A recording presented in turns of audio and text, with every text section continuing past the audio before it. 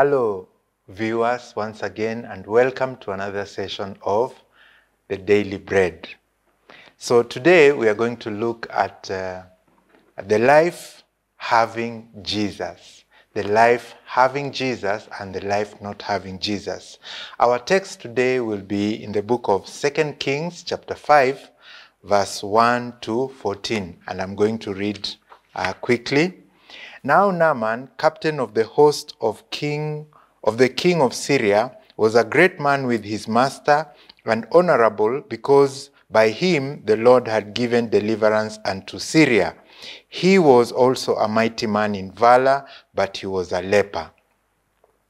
The Syrians had gone out by companies and had brought away captive out of Israel a little maid, and she waited on Naaman's wife. And she said unto her mistress, Would God, my Lord, were with the prophet that is in Samaria, for he would recover him of his leprosy.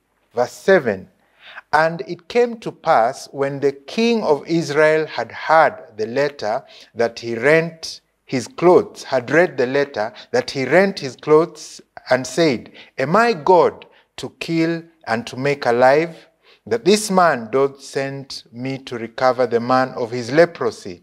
Wherefore consider, I pray you, and see how he seeketh a quarrel against me. And his servants, verse 13, came near and spake unto him, and said, My father, if the prophet had bid thee to do some great thing, would you not have done it? How much rather when he says unto you, Wash and be clean? Verse 14, Then he went down and dipped himself 7 times in Jordan, according to the saying of the man of God, and his flesh came again like unto the flesh of a little child, and he was clean. You know, there are 2 kinds of lifestyles that we could live. One is the life living, having Jesus in our lives and our hearts, and the other one is the life not having Jesus, or the life without regard to Jesus. You know, these 2 lives are totally different and incomparable. While one life is full of blessings, happiness, and thankfulness, the other one is a miserable life. Actually undesirable, to say the least. And in the Bible, there are many examples of people who lived having Jesus and those having not Jesus. In John chapter 6, for example, we can see that Jesus fed a multitude of 5,000 people in the wilderness. Was it a problem? To some, it was a problem, but to others, it was not a problem. Actually, in Andrew's eyes, this was not going to be, in Philip's eyes, this was not going to be possible. You know, he calculated, what did they have? They had 200 worth of denarii. Even if they buy food that people can taste just a little, it was not going to feed the 5,000 people. But on the other hand, Andrew approached Jesus, and he took the lunchbox of a small boy, 2 fish and 5 loaves of bread, and then he presented it to Jesus. And Jesus prayed over it, and we can see that people were filled until there was an excess of 12 full baskets. They ate to their full. Remember, these were people who had been hungry for 3 days following Jesus into the wilderness. What is the difference? In Philip's calculation, there was no Jesus. In Andrew's calculation, it was 200 denarii plus Jesus. He lived having Jesus in his life. In 2 Kings chapter 3, we see the kings of Israel went to war against a common enemy. The king of Israel, Jehoram, and the king of Judah, Jehoshaphat. Now they gathered themselves together and went against this enemy. But as they were fighting, they realized that they lacked one important thing in war, and that is water. And this could not make them succeed very well. Now they were suddenly in difficulty. So they were wondering, what shall we do?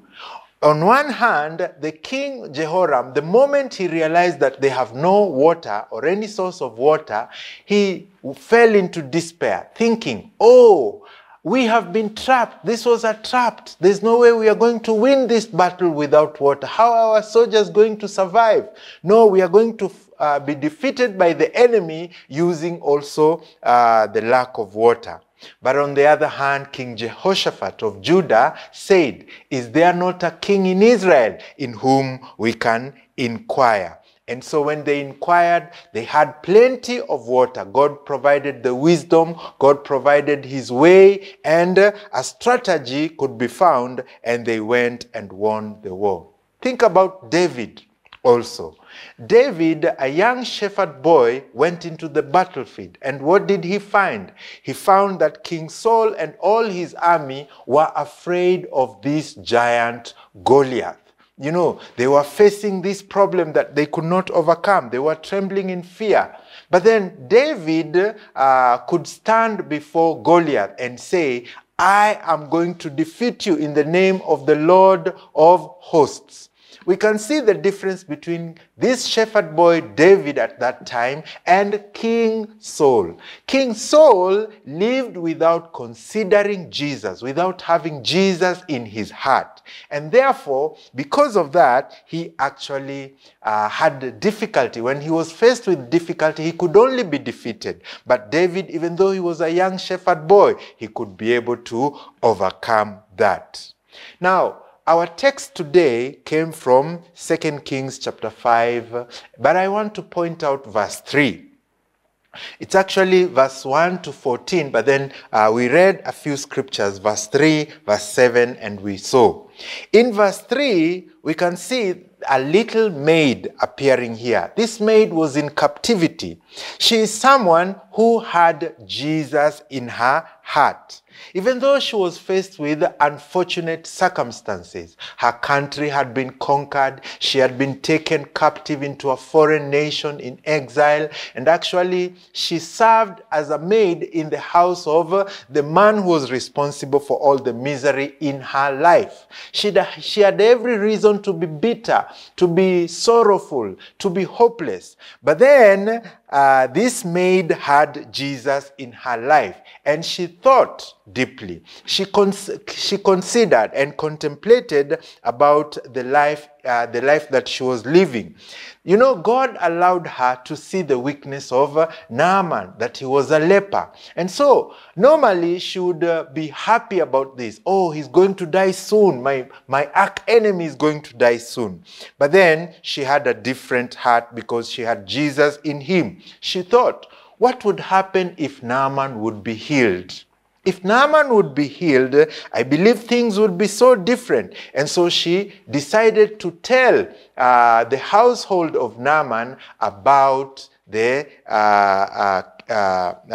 man of God that was in Samaria. The man of God that is in Samaria that could heal him of his leprosy.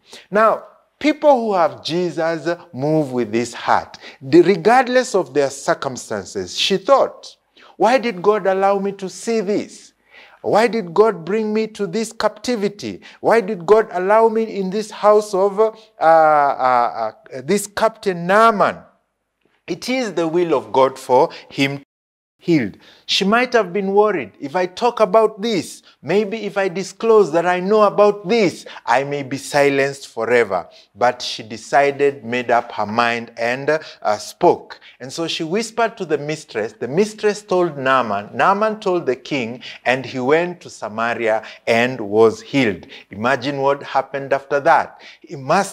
Things changed all over. All of a sudden, she was no longer a maid in that house. She was a precious daughter. She was no longer a captured slave, but actually she was a very treasured ally. Things turned around like this because she had Jesus in her life. The king of Syria, on the other hand, the moment Captain Naaman came to him with a letter, he had a different heart. He thought like this: they are looking for war. This is an excuse. They just want to fight with me. And so he fell into despair. He didn't know what to do. Why? Because he had no God in his life. Even though he was living next to the king of, he was living next to the man of God, Elisha, but he was not in fellowship with him. He was not consulting him. He was not considering him. And though he had a problem facing him, he could only fall into despair. What is the conclusion? The people without Jesus are like this king, and the people who have Jesus are like this little maid. When faced with challenge, when faced with difficulties, they do not consider the fact that there is Jesus in their life. When we consider that we have Jesus, yes, we may fall into difficulty. Yes, we may fall into challenges and we may be burdened. But then when we know that we have Jesus in our life, we are able to overcome and live very joyful and peaceful lives. So we can see it is not a question of whether we have power or the capacity, whether we have the resources or great skills, but whether we have Jesus or not. This is very important. Thank you for listening.